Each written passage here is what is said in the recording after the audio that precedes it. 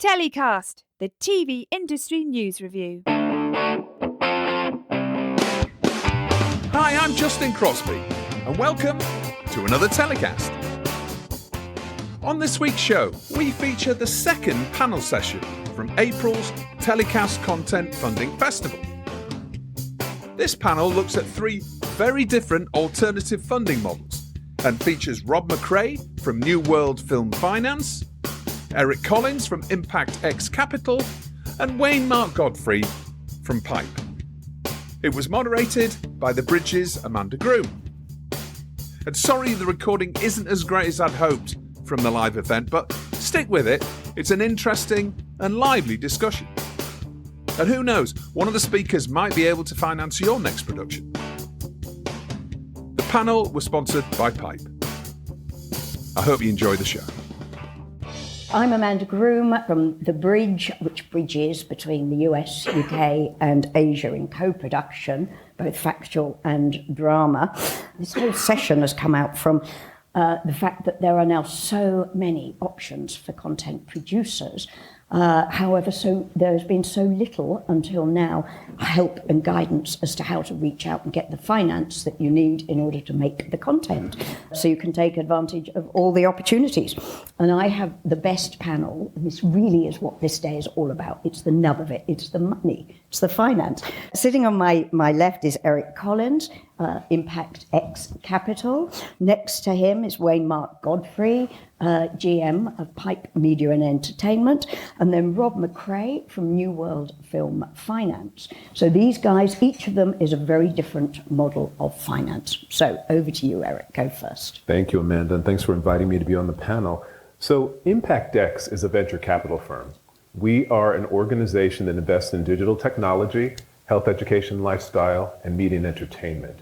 We decided that media and entertainment made sense because we believe that there are actually models that can work just like venture capital. I can invest in an organization and get the same returns if I invested in a sure tech company. But after looking at the entire industry of media and entertainment, looking at gaming, looking at esports, looking at live entertainment, we decided to focus not on independent film because it's impossible to make that really work, but instead to focus on direct-to-series television. Direct-to-series television has some of the same dynamics of venture capital, other investments that we make. So for instance, we start off in the development phase. We want to have IP-backed businesses, IP-backed sort of projects. The IP is obviously proven in some other sector, whether it be a podcast, whether it be a book, whatever it is. We want to buy the IP. We always work with a production company, which is an established production company. They bring the project to us. We purchase the IP or option on their behalf. From there, we then fund everything which is going to happen in the development. We want to take you through to the end of that process. We take out the commissioner. So the commissioner is not part of our process where you actually go and say, I'm going to Channel 4 and I'm going to work with such and such, Alf Lowry, who worked with me on The Moneymaker that I hosted last year. But we don't do that. We say instead, let's take it, create the whole project, make it and package it up. We want to have the script. We want to have the Bible. We want to have the treatment. We want to take all of that along with the people who are attached. And then we want to be able to take that to a variety of potential purchasers. So we want to take that to Netflix at the same time we take it to the BBC, at the same time we take it to Canal Plus, and at the same time we take it to PBS. And then to take it out and talk to them about, do you want to be part of the next phase? So we've done the development. We own the development along with the production company. Would you like to do the production? That's our business model. We have 13 projects. We just will be announcing pretty soon our first project that was sold, our second project that was sold to HBO, which is an animated series about a young black girl who discovers her superpowers when she becomes an adolescent. We always work with underrepresented entrepreneurs, so we work with people of color and women. I'm Wayne. Nice to meet you all. I am the GM of Pipe. Pipe is a marketplace for buyers of insurers, pension companies, banks to come on the platform and buy reoccurring revenues from SaaS businesses, subscription businesses, property rental companies, and anyone with a reoccurring revenue that they can trade. And recently, my prior company, Purely Capital, was acquired by Pipe, and I'm now running the media vertical of Pipe. And what we do is we buy long-dated contracted revenues from the big streamers and broadcasters. So when you're licensing your shows or your library, to Netflix, Amazon, Disney, BBC, and you get a nice long-dated payment where they're paying you over 2, 3, 4 years. We will give you the money today so you can go and acquire more, make more, run your business how you want to, and we'll wait for those 2, 3, 4 year payments from those broadcasters and streamers. We work globally with producers, distributors, rights owners, and in a nutshell, that's what we do. Hi there, good morning everyone. So New World Film Finance, we conceived it a couple of years ago, myself and a former colleague who is one of the funders within New World Film Finance, specifically to attract funders into this space, into this sector, that wouldn't normally fund within this sector. So previously, we'd had a lot of experience working with property development, with business startup and with tech startup. And we identified that in this sector you've got some wonderful projects, really credible projects with serious individuals and companies attached. You've got a huge amount of demand, but the block is often the money in the middle. And so as a result, I think we probably lose hundreds of projects each year that would have been great, but just didn't have a chance to succeed. In a way, you can always see that across our panel, because here you've got someone with development funding, someone with the end funding, and what we've tried to do at New World Film Finance is get that middle bit, that bit in the middle, to really make the whole process flow. So how do we attract these investors into a sector where, frankly, the type of investor that works with property development or with tech startup is terrified of this sector? Where's the security? Where's the guarantee for the return on investment? How do I know that we're not going to lose all of my money? So these are the kinds of barriers in the past which have stopped a wealth of investors that are out there from actually working within the sector. So at New World Film Finance, we've put in place a process and used our experience and the experience of our board to develop a series of financial instruments that can help mitigate those risks and protect the investor's money through the process of funding the actual production part of the project. So yeah, that's what we do. Okay. Yeah. Thank you. And just picking up on that, if you look, and you can talk about this a great deal more, if you look at how much money it takes to build a big property development, for example, let's say we were talking the other day about £14 million, that in fact really doesn't go very far with a TV series, particularly not in drama. And so hence this is a risky sector.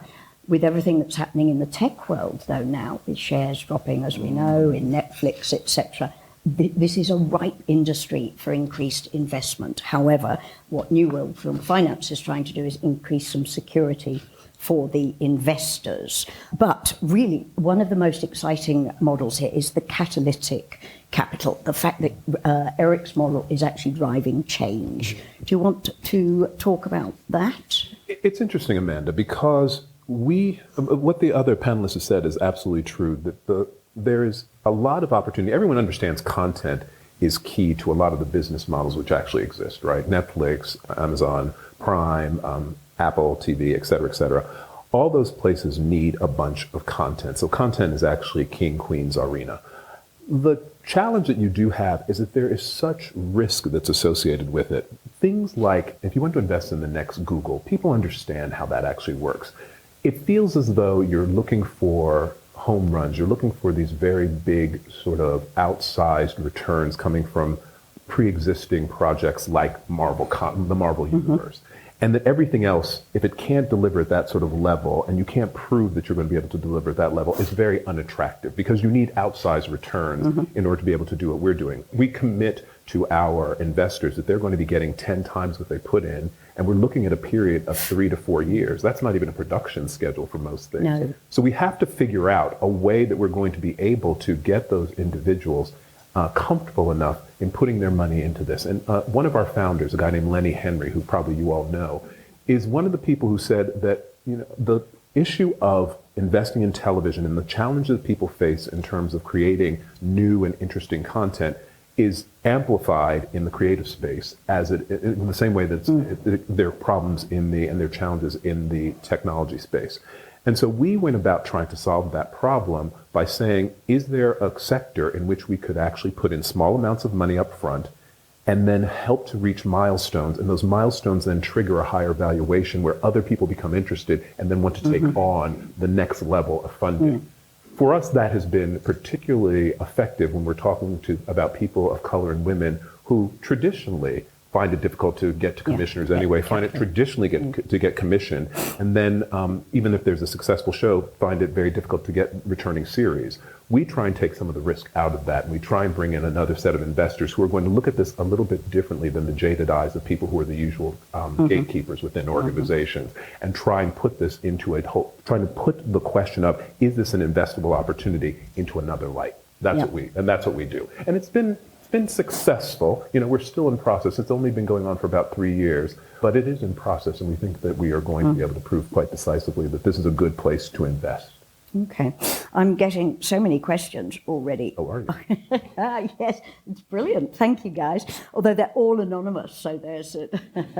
Anyway, one of them, are you doing only scripted? Eric, that's for you. Are you... No, we're doing only scripted. No, we actually work in, scripted is very big, so we do period drama. If you look at Variety from last year, Variety did an article about our 3 projects in France. There's a Dumas project about Alexandre Dumas, who wrote The Three Musketeers, who was a black man, and The Three Musketeers were actually based on his father and Chevalier Saint George, another black man. So it's all about black men, but it's not depicted that way. So we have a project about that that's a period drama. They compared it to Bridgerton.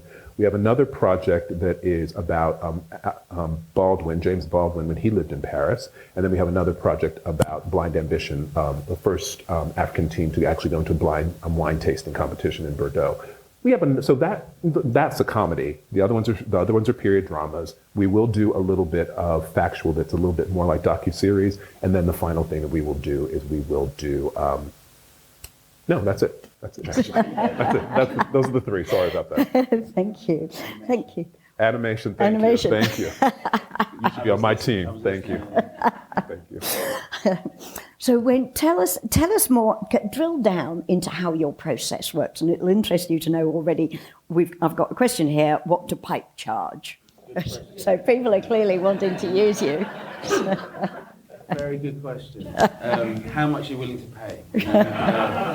No, so my background is in film financing. So I have been around content financing for basically my career. I funded about 125 movies, raising and investing close to $400 million into a wide array of projects. And what I found in 2017, 2018 was we were making these films, and increasingly Netflix and Amazon were coming in to buy or license the rights in various territories, but then they were going to pay me over 2, 3, 4 years, which is super inefficient when you want to turn your capital, put it back into new projects, or even just give your investors back the money so you can go again. And when I went into the market looking for a solution to refinance that paper, there wasn't really an efficient way to do it. And actually, if you go back to the banks or the people already involved in the financing of the movies, they don't want to give up their first lien position or their security package to allow a new guy to come in and take out a piece of the collateral, even if it's accelerating cash to them. So we went about trying to find build a product that would complement existing structures around financing. So whether you have development financiers, IP owners, or production financiers who are already involved in those assets, but then we can come in and still provide the service where we can accelerate receivables. And we do that by being a buyer, not a lender. So we don't lend money, we don't take warrants, liens, secondary collateral, you don't have to put up your house or your business. We just buy the income from a license agreement. We crystallize that revenue, so you get paid immediately on closing of the deal, and we then wait for the long-tail drip revenue. Increasingly it's becoming a bigger problem, and any of you guys who have already been licensing content to streamers and broadcasters, whether you have IP from your back catalogue that maybe you're relicensing, or even just getting long-dated payment terms from new projects you're working on as producers. So producer buyouts with Netflix is increasingly becoming an interesting challenge where you get paid your fee in the budget, but you won't get your buyout for 12 to 24 months later. So we can give you that cash today. What we charge and how we charge is a matrix. So it's not one price. We basically price based on 4 factors. One, who is the obligor? Who is paying us? If Netflix, Amazon, Disney, BBC, Channel 5, they obviously have different credit ratings, and so we have to price accordingly to the credit of the various obligor. What is the tenor of the contract? How long is it? Is it 1 year or 5 years? How frequent are the payments? Are they monthly, quarterly, or a bullet payment at, say, the end of the term? And then we have a lot of proprietary data because we acquired tens of millions of dollars of contracts and thousands of payments. We have amazing data on how well these guys pay, how frequent they are, what the challenges are, and we use all that data to help also calculate the price. It's not like you can turn around and say this is the price, but it ranges from around 3.5% to 4.5% per annum on the reducing balance of your contract. So incredibly cheap and competitive, even if you compare us to a Barclays or a Coutts in the UK or the global banks elsewhere. So we've built a product, and the reason we can get that pricing, by the way, I should say, is because we aren't like a source of capital. It's not like we have a warehouse line from another big bank that gives us money at a certain price and then we put a margin on and sell it to you. We actually have a global buyer pool who buy these receivables through the marketplace. So we effectively are just feeding you into that marketplace, putting that Amazon or Netflix or BBC income into that marketplace, and then there are bidders and buyers all over the world who are basically competing to get that asset at the cheapest price. So we are, in turn, reducing our capital to you, so that actually the more this grows and the more competitors there are to buy these assets at a cheaper price, then the cost to you as a customer also reduces. So it's a pretty unique model. It's the first of its kind in the world. And we are pretty new. Pipe is a $2 billion company. It's been around about 2 years.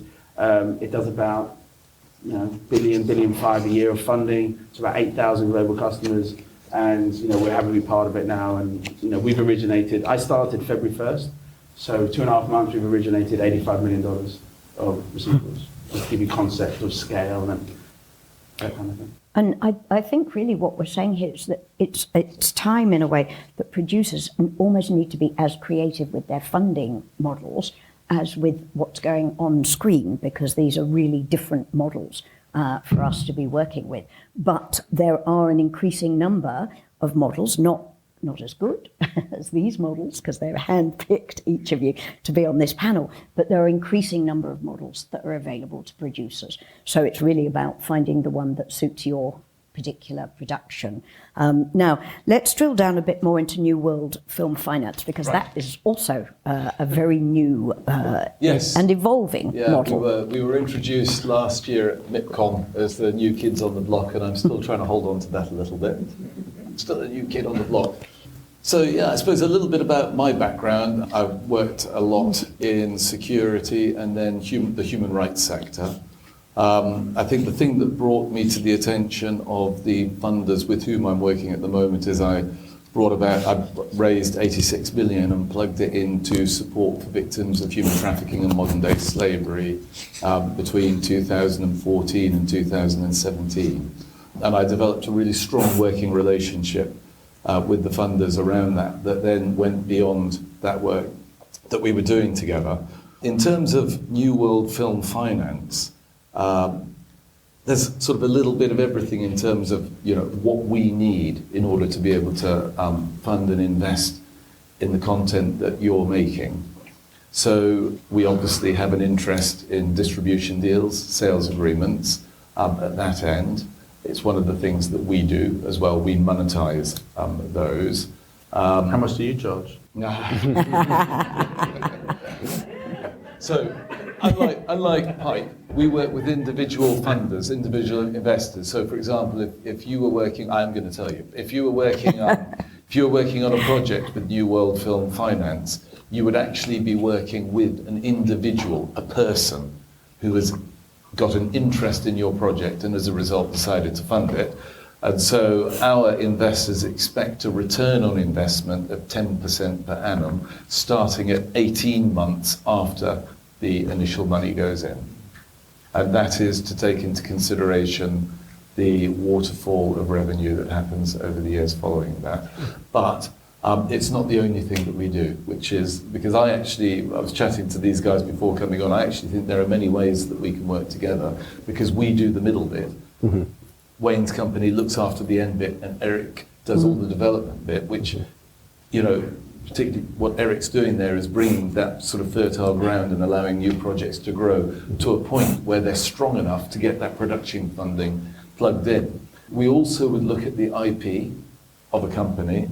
We're doing one at the moment where not all of the sales agreements were in place, around half of them were, but the company has a really good portfolio, well-established people, creators within the company, and so we were able to work with the company to do a valuation on some of their IP, not all of it, just some of it, enough for us to then be able to secure part of the funding against the IP, which is important, because I think one of the things that that we have to do in here is we also have to, I think we're more successful if we can look at the sector through the eyes of the funder within this field. Mm-hmm. If you think about the kind of guys that and ladies that I'm working with, they will look at a property development and they'll say, okay, so I'm going to pay 10 million for the land. It'll probably cost me about 8 million in building fees and legal fees and architects' fees, and then I know that I'm going to sell it for another third or 25%, 30% on top of that. So why would I come into this sector where production companies are saying to me, no, we haven't got any security, you can't take a charge, but I'm really good. and look at what I did last year, and I think, there is an element of that where, that wonderful portfolio that, many of you have absolutely is taken into consideration. But when you look through the eyes of the funder, we want these people in our sector. And the reason we want them in our sector, apart from anything, ethical sourcing of funding is really important at the moment. And that's why kind of in our organisation we're really keen on working with individuals. We work in partnership with IYE Global and IYE Legal, and we do a really strong due diligence in partnership with the production company on actually where the funds are coming from. And I think that that's very important in this day and age. One of the other companies we're working with, they're in the middle of production. Their production absolutely ground to a halt and fell down. Maybe some of you in this room have had the experience with what's happening in the Ukraine at the moment, because the funding was Russian and it's not available anymore.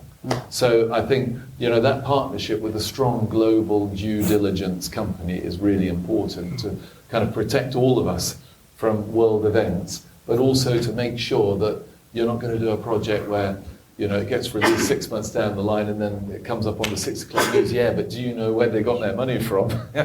It's to avoid a lot of that. But so this brings me back to attracting these funders into this sector. Being able to see it through their eyes really helps, and it allows us all to work together. We want them in our sector because it's ethical funding, because they're serious professionals, as much as they will learn from you in terms of how the sector works.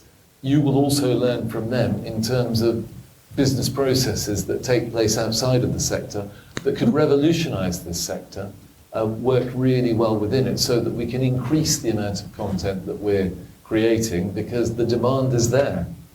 I'm interested in what you say, and as a financier who's invested a lot of money in this space, I do understand some of your positioning, but I feel I have to take a different view. Yeah. I feel like you have to take the view of the producer and the rights owner, and giving away security over your entire company or prior rights to fund new products, to me, is a real challenge for producers and companies with IP, because it just restricts their ability to monetize their business in other ways. And from my perspective, and the way we built Pipe was that we're here to empower you to go and make whatever you want to make, make it however you want to make it, and not feel pressured that you have all these other financial institutions watching over your shoulders or taking liens over your business.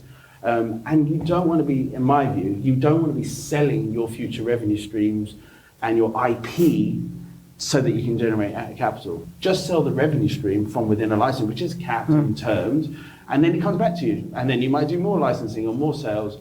But I feel like it's a difficult situation if you're continually needing to give additional collateral and security to fund new projects. And I appreciate why financiers want it, because everyone wants to de-risk their investment.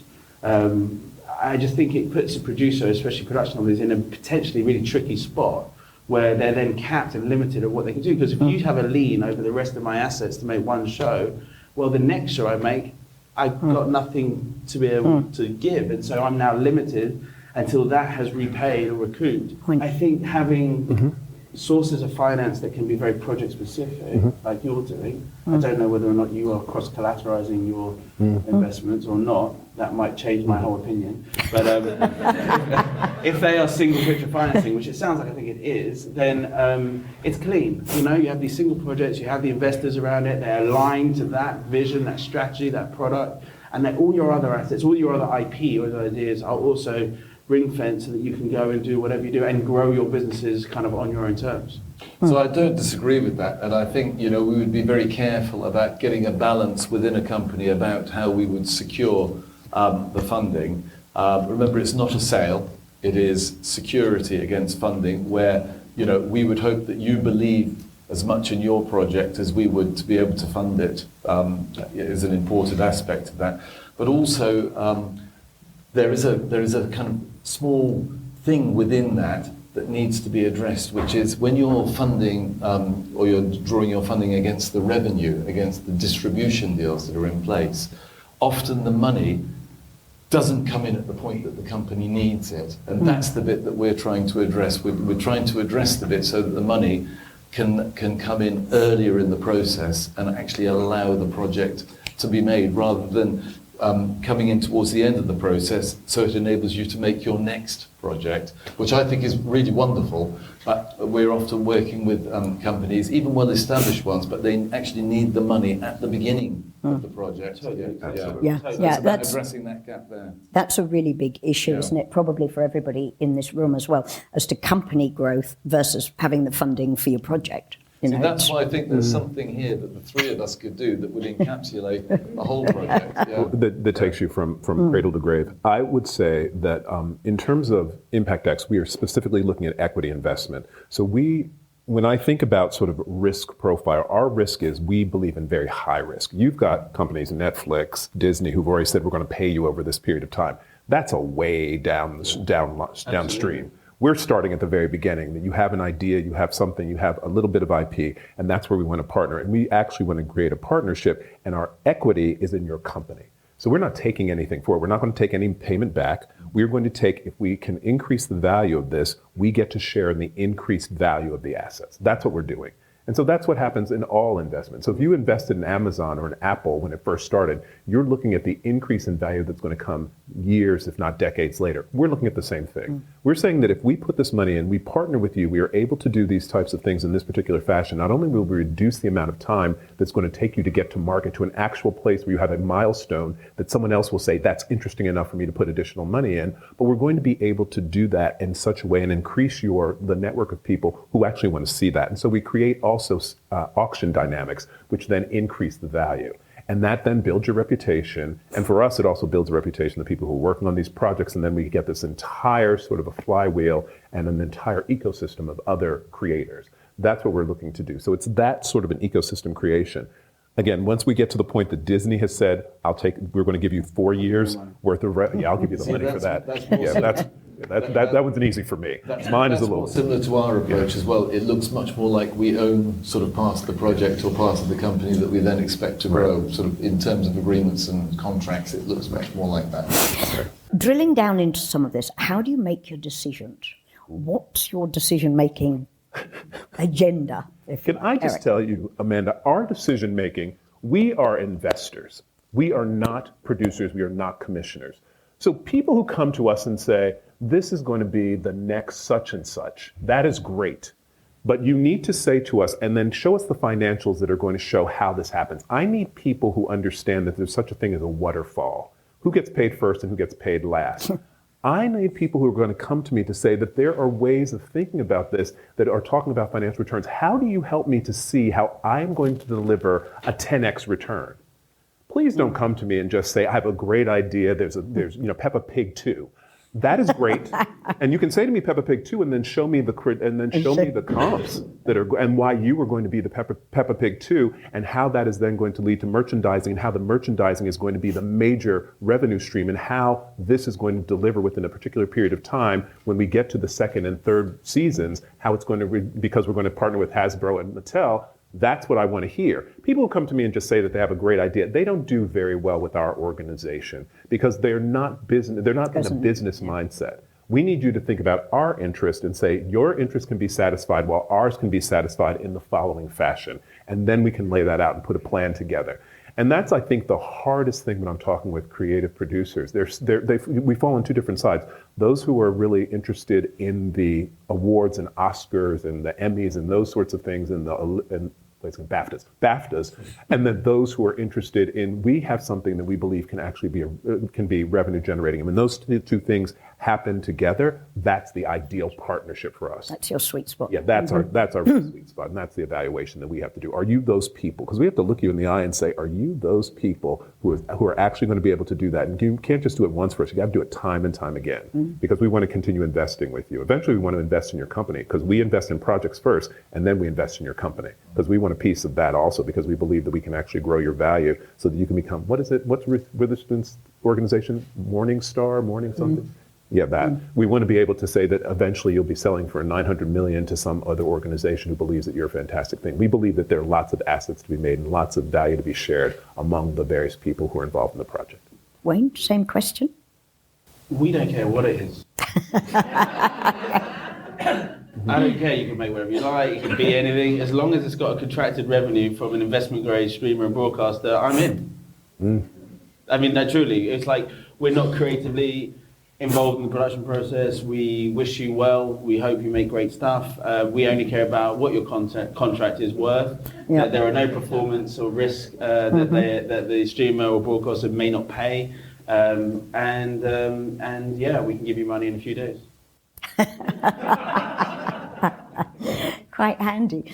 Rob, what about yourself? Decision-making process. So it's kind of like a cross between the two of them, which is, we don't mind who you are, but the project, we would hope is good. We do have experts involved with the work that we're doing to make sure that that's the case. We would look for kind of either strong track record or an absolutely phenomenal idea where our business guys can see that it's something really special, or seasoned professionals with a strong track record, a good project, good talent attached to the project, both behind the camera and in front of the camera, and some good financials that have been well thought through and are credible behind the project. And Rob, are you working with algorithms as well? Do you have an algorithmic decision-making system? No, we're not. You're not? We're not. We're on a project-by-project basis. Okay. But yours is yours, Wayne, algorithm-based? No. No. Algorithm. Again, And make what you want. Okay. Sell it wherever you want. Yeah, it's interesting. I know. And then if you instead of waiting 2, 3, 4 years for payments, I'll give it to you today. I mean, it's as simple as that. Simple. And what we've tried to do is make it so simple where you don't have to spend 3 months negotiating with a bank or waiting for an investment committee for someone to say this or get Listen, we are on a different risk spectrum to equity development and investing in projects from the beginning when they are initial ideas that have a long tail of process and work and for it all to come together. Totally get it. And here you've got much further to that starting point, or you're at the starting point, but you need the capital to make the show. And obviously the risk profile from equity, originating ideas to funding production to where pipe come in, where you've made it exists, it's been delivered, there's no performance risk, we don't have to worry about whether or not you are going to deliver or finish it. we just come in and say, you don't have to pay 10% per annum on payments over 3 years. Yes, you needed that to get you to a finished product. And you don't need to give equity away or dilute your business if you own an asset, which you probably do at the beginning to maybe get investment in your company to maybe make that asset. But instead of that, just crystallize those revenues to give you more capital to maybe develop internally without having to do equity, or maybe to fund your own production so you don't have to outsource more capital, or just to refinance the whole process to reduce the kind of costs that are going out of the business. So it's a very simple, streamlined product. We are building a production product as well. That will be maybe 12 to 18 months down the line, where we will fund productions on the same kind of financial terms. It will only be against deals where there are long-dated payments or payments from milestone payments from broadcasters and streamers. So when you have, say, a commission that pays over time or a negative pickup that pays at the end, we will be able to do those and tax credits. And again, they'll be super cheap and super simple and super fluid because we're a tech platform and we're not a bank. And we buy, we don't lend. But I totally understand the different risk profiles and the objectives of the different strategies. But yeah, we'd have no issue. And Eric, none of your stuff is algorithm based, is it? Are you, or is it? We're mainly a technology investor. So we spend a lot of our time looking at ways that we can actually, and we have a very small staff, our entire investment team across all these categories, and we invest around Europe. 80% of our investments are in Europe, 15% in the United States, and 5% are in South Africa. So we have to, with 5 people on staff as investors, we have to figure out ways to leverage. And so we use a great deal of technology, and we make sure that it's very democratic how you get to us, because we want to make sure that we see everything as much as we can see. And then we have to use a little bit of data science and then a little bit of intake form and then a tiny bit of AI in order to evaluate whether or not you meet the basic criteria so that we can then prompt a secondary conversation. That's what we do. So that's how we use AI. It's really interesting because in researching for this panel, there's a tech platform slated, and they're a packaging service working with film, primarily based out of the US. But my goodness, they have an extraordinary algorithm that awards points to scripts and people and cinematographers and all of the both behind the camera and in front of the camera. And by doing that, comes up with a figure and then appoints money accordingly. And they claim certainly to be particularly successful by doing it through numbers. They were behind La La Land and Moonlight working. They're not just working in film, but it was very interesting that there are different levels. Ah, no, that's good. Do you know more? Because I did say they claim. They claim. I mean, they have a pool of buyers, investors. Yeah, and they match them. And they try and pair them together. They're not physically investing. No, that's right. They are matching. It's a matchmaking platform. That invested in La La Land and then joined the platform. And so there's a poetic kind of license to say we invested in La La Land, but it's like saying, if I watched the animation show over here, or I made an investment in another animation, and then I joined just on another capacity, I don't know if you would claim that you funded my animation project, but either way. I didn't understand that, but I think I would. Either way. I'm sure I claim, yes, that I had done it. The point is, they are an algorithm tool. They yes, do try yes. They try and take data points that says, well, if your script is 92 pages and it's on this theme, and you know, maybe it's got 5 points instead of 7 points. And it's cool. It's different. It's new. It's different and it's new. But yet to be proven. But don't you like the idea, though, that there could be, if you use algorithms, hopefully technology, and this is not actually the case, it's unbiased. And then what we try and do with some of this would be to try and take some of the bias that we have for preferences. You know, I'm a BBC person and I like these sorts of things because the people who watch BBC are this age. You know, people who've proven this in the past. And then in fact that we try and put some other things into the world. And if we can actually create technologies that are not actually industrializing bias, but making bias so much more biased and sort of getting rid of everyone, but instead make it somewhat unbiased, you would actually hopefully get a broader set. And that would still be predictive of success. Because all they're trying to do is to say that what we can do is that if you're using an algorithm, is to try and predict this plus this plus this is much more likely to get you to this. It's just an equation. And so you're trying to say that this equation should work. And it would be nice if that actually worked. I think for that benefit, it's amazing. You know, to democratize the way that people can get access, anyone can be able to put things in front of people is brilliant. I still think people need to use their gut and their taste and their, you know, their experience to actually say, well, actually, I think this could work, or I think this has potential, or actually, I believe in this creative team. I don't think a computer can necessarily determine whether or not a production company, producer, director, and an asset, because so much of it is about the collaboration and the creative kind of process that I think it's very hard to algorithmically determine that. But that's where the bias comes in. Yeah. Because my taste, what I think makes good sense, what I think is good, who I think makes sense in those positions, who should be the cinematographer, who's going to be the award-winning director, those people tend to look alike, don't they? I don't disagree. And so then we enter very much in a bias space, and we are trying to combat that bias in other sorts of ways. Yes, So that's an essential difference with impact X. it's absolutely imperative. Yes. Drilling down into rights, what sort of rights position do you take in? The producers continue to retain their rights. We believe it's absolutely, we don't want to come into a situation and then become the big bogey and the person who takes everything, and then we're the organization that benefits from that completely. We do partner around those, but they get to retain their rights, as they should. Thank you. All right, stay with the producers. Absolutely the same. Right, stay with the producers.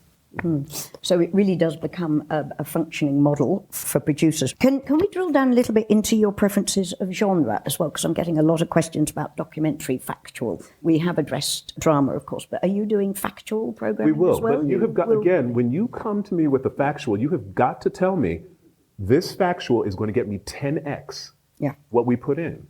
You've got to come with that. And does that happen in documentaries a lot? In terms of docuseries? That's a good question. Well, it depends. Okay, it depends on how cheaply you make it. But when we think about sort of what is after all the waterfall occurs, can our investors who invested in the development stage be able to get back a 10x? So if you can show me that, we are happy to documentaries. But we found it very difficult to look at docuseries and find that to be the case. We would love to do one thing that we would love to do is a format, because we believe that there's a format that actually is factual. So if you did something like, I can't think of one, The Moneymaker, and then you sort of took that to different countries, that might be something that you would actually maximize the revenues that are associated with it. So we do that, for sure. It's interesting because there's some really, really good proven documentary makers here who might approach you afterwards. When genre, again, it makes no difference for you. It's just all about the numbers. Okay, moving swiftly on. Rob, what about yourself? Yeah, so I think we would like to be more involved with documentaries at New World Film Finance. There are a couple of barriers. One of the main barriers being that we tend not to invest below 5 million in a project, and often documentary projects do not cost that much to make. You know, it would work if we had an investor in one of our consortiums that was particularly passionate about a theme that a documentary maker was wanting to work with, and then they would then it would become a passion project for them alongside the production company. That would work, but because they need to be persuaded to work with less money, and the other bit is around. On the whole, our relationship with our individual funders and our consortiums is they would look for that 10% return year on year at that sort of 18 to 24 month point in the project. And it can be difficult, unfortunately, for documentaries to achieve that. It's not personal at all. You know, on a personal level, I am a big documentary fan. I watch a lot of them in the production company that I'm affiliated with, where one of the other company directors is here today. We have 3 or 4 documentaries on our schedule that we're looking at. Big fan. But yeah, for funding, I think documentaries are challenging. I think, you know, apart from you, on the whole, whoever's going to fund it, it needs to be a passion project, because it's probably not going to make very much money, or it could make a lot of money, some do, but it's not going to cost a lot of money to make, which then an investor thinks, crikey, it's $500,000. Is it worth it? Is it worth the hassle? 10% per annum, is that till the money's back? No, up to a maximum of 20%. Yeah. Do you want to just drill down into what producers actually need to present to you to make your system sort of kick in? So you see, when we first started out, we had our model and this is what we were going to do, and it was simple, and we were going to simplify everything and going to solve all the problems. And of course, that never happens. We've had to grow and develop a lot. So initially we started off very much in this space around distribution contracts and sales agreements, monetizing those.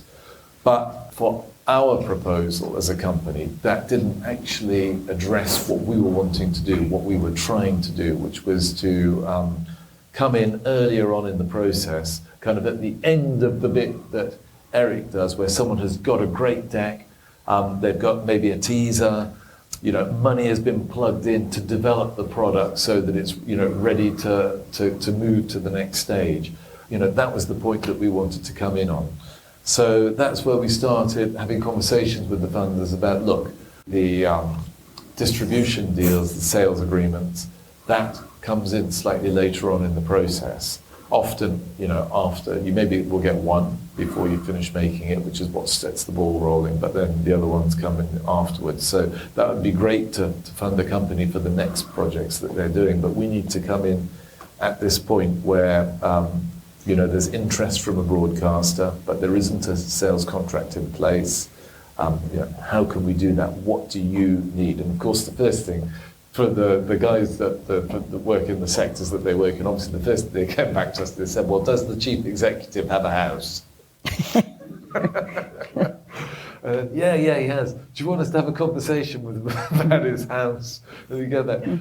This actually happened. So go to him and say, look, the funder really wants to fund you, but he wants a second charge on your house. What? A second charge on my house? So go back to the funder and say, well, look, he's not prepared to give them a second. And then you say, well, he wants me to believe in the project, but he doesn't believe in it.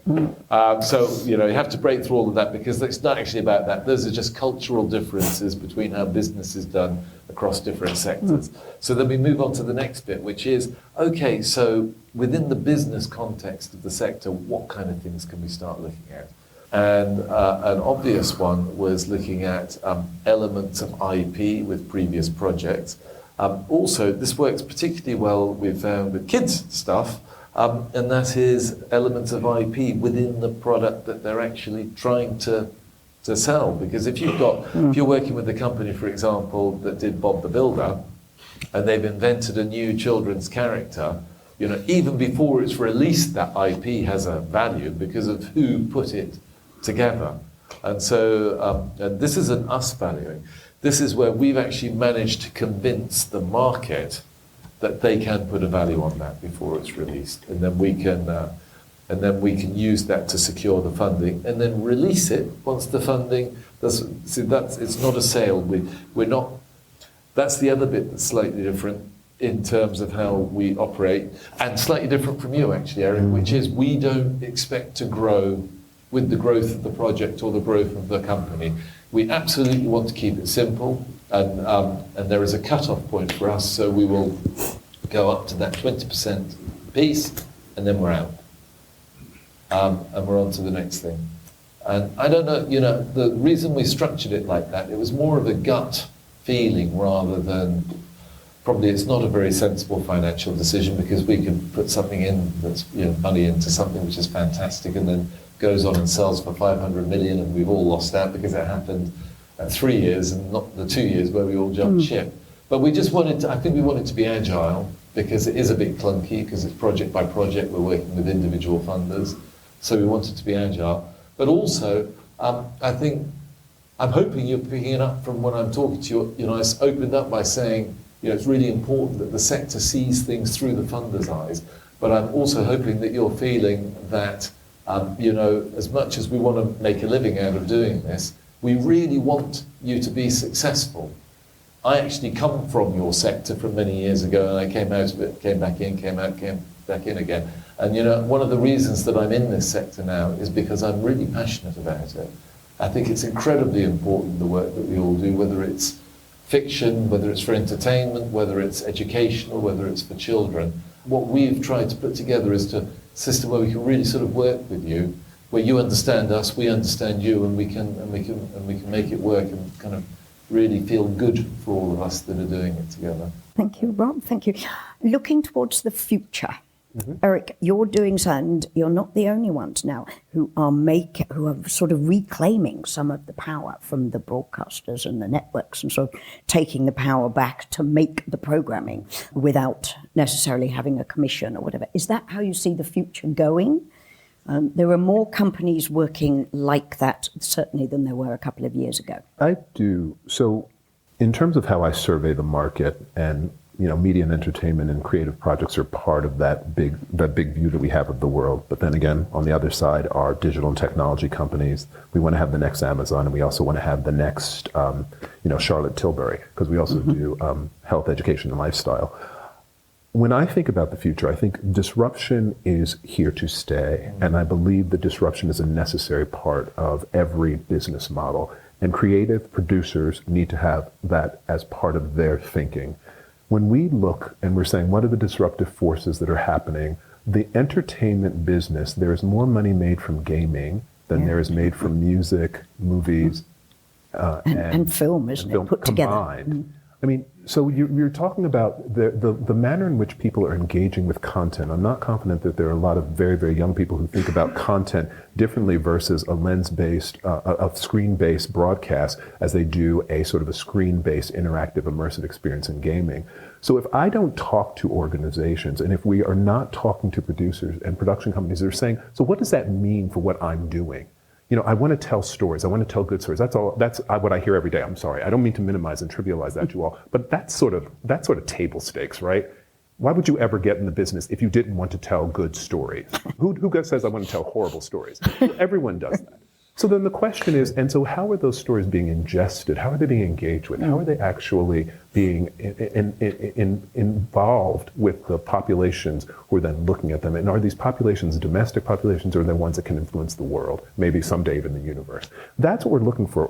So when I think about that, I'm thinking about disruption, and I'm thinking about disruptors who want to sort of take along with their content and story and fantastic storytelling, the modes and methods by which those stories get conveyed. I need to partner around those things also. That's the interesting bit for us. So that's what I would say.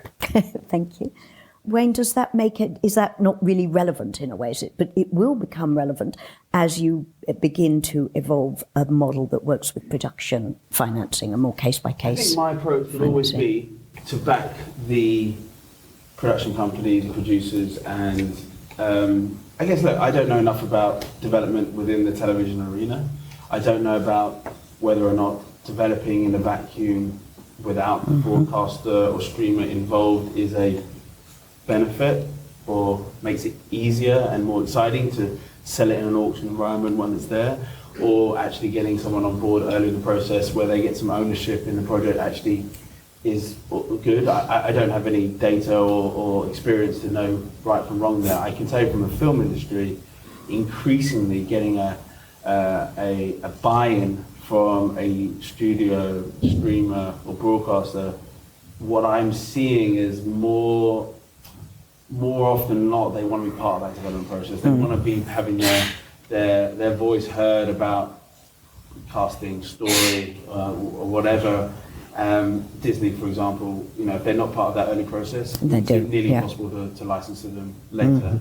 But maybe in TV, it works differently. I would just like the creatives and the producers who do this every day to do what they do best, and we just want to be a financial source of financing to help you a tool do that, and not be just be an efficient way of sourcing capital if it fits the parameters of Pipe. And Pipe is never going to be the risk money on the way in with the development capital. It's not going to be the production financing that's also going to take a risk on will it sell, will it do well enough, will it perform. We're always going to be the low cost, super efficient, accelerating of cash when you have an asset there that is ready to be monetized. And that's our very specific niche, and I know it may seem a bit funny and silly that that's all it is, but actually the market is tens of billions of dollars. We're a very low margin but high volume play. We do just want to stay in our lane, stay really focused, and just give and design the best product. So you can literally come to us today, get a quote by dinner, and have the money in your bank in a week. And no one I've ever met can do that, and that's what we do. Yeah, so it's really slick. And Rob? Yeah, around disruption, I think, at our side we all work very hard, you guys all work very hard. I think where the disruption needs to take place is actually probably how the broadcasters interact with the production companies and the funders, because not a lot has changed. It feels at that side, yet the market, is changing. It's growing. It's hugely successful, the sector that we work in. It's so much so that we're beginning to attract funders into the sector, not just us, just in general. The sector's attracting funders that wouldn't normally consider the sector. But the real block is, I think broadcasters, I hope I don't offend anyone here, they're used to having their own way because they pick and choose what, the content that they have. And so that, 2 years ago I was working with a lovely little production company, and they got commissioned to do some work with Sky. Sky wouldn't give them a contract. So how are they supposed to go out and raise money when there's no contract to raise money against? And decision making as well. We were just talking earlier about the length of time for a decision to be made. So whoever the broadcaster is, I think they probably need to examine their processes for commissioning. Probably streamlining the process, making it faster, making it more accurate. And I think they have to be prepared to cough up these contracts earlier, especially if they know the company that's producing the work and they've, had projects with them before. And then if it's someone new, be courageous. Instead of always trying to make someone else be courageous. They want the production company to be courageous. They want me putting my 5 million in to be courageous. They should be courageous too. Does anybody want to take that message to them? Listen, I can see that we're about to run out of time. So can I just give each of you a quick moment to sort of say, for the future, next goals, what are you focused on in the near future? I think like all of the panelists, what we're focusing on is thinking how we expand on what we're doing. It's great that we are able to get people to the writing room. That's exactly what we do. We have everything ready to go to the writing room. We don't want you to have any sort of misstep or any sort of delay before you actually get to start writing those final scripts to finish up your first season. We want to be able to do that. But then we also want to be able to do some deficit financing. So what we don't do right now is we don't then go on to the next level in production and say, we're going to fund the entire project. And in fact, there are cases in which we would take it out a completely finished series and sell the completely finished series as opposed to beginning. But we'll be doing that over time. You'll be hearing about that over time. Okay. That's it. Thank you. Wayne? So ultimately, in the next few years, I want to be a platform that can finance anything around a production, whether it be the full production, properly, if there's a way to do development, tax credits and contractor receivables, and give access to global financiers who don't get access to this asset class, who don't have a way of finding you and seeing what the opportunity is, and using the marketplace that Pipe is building to provide opportunities for all sorts of production financing and maybe even company financing around IP. That's a big ask, and that's why we're starting with a really simple, completed and delivered asset with a contracted revenue. That is definitely the long-term game of Pipe Entertainment. There's a lot of hurdles to go through there, and obviously the cost of that capital will vary significantly based on risk profile. But yeah, I think in the next 5, 6, 7, 8 years, the approach would be to build a platform that allows content owners, creators, producers to be able to basically source capital from multiple sources at a super efficient price and process to fund their business and production. Brilliant. Rob? Yeah, I suppose, New World Film Finance, we would like to grow a little bit, but not too much. We would like to continue to operate in the way that we are and have in place a model which is easy for producers to follow and easy to engage with and makes sense and is simple. And then also as part of that process working with production companies and with broadcasters, try and innovate in the way that I was just saying, innovate the process a little bit, because it does need to change because the market's changing. Thank you, guys. You're all brilliant.